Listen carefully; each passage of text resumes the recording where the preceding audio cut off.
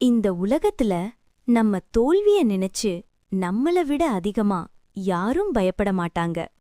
ஒரு சின்ன கிராமத்துல கண்ணன் என்ற ஒரு இளைஞன் இருந்தான். படிப்பில்ல, வேலையில்ல, ஆனா முயற்சிய கைவிடுற மனசு மட்டும் இல்ல. உன்னால எதுவும் ஆகாது என்று சொன்ன குரல்கள் அவனுக்கு பின்னால இருந்து எப்போதும் ஒலிச்சது. ஆனா கண்ணன் ஒவ்வொரு காலையும் சூரியன் உதிக்கிறதுக்கு முன்னாடி ஓட ஆரம்பிச்சான். யாரும் பார்க்கல, யாரும் கைத்தட்டல. ஆனா அவன் நின்றதே இல்ல. ஒரு நாள் ஒருத்தன் கேட்டான், இதெல்லாம் எதுக்காக?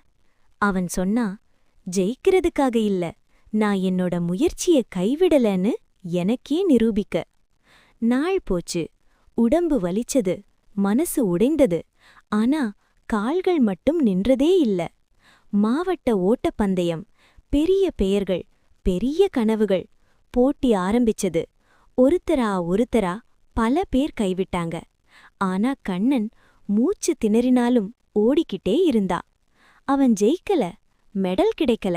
ஆனா அவன் கடைசி வர ஓடினான். அடுத்த வாரம் அதே போட்டியிலிருந்த ஒருவரிடமிருந்து அவனுக்கு ஒரு அழைப்பு வந்தது. ஏன்னா இந்த உலகத்துக்கு மெடல் இல்லாத வெற்றியாளர்களும் தேவை. ஒரு விஷயம் மட்டும் புரிஞ்சுக்கோ, ஜெயிச்சவன்தான் வலிமையானவன் இல்ல, கடைசி வரை முயற்சியை கைவிடாதவன்தான் உண்மையான வெற்றியாளர்.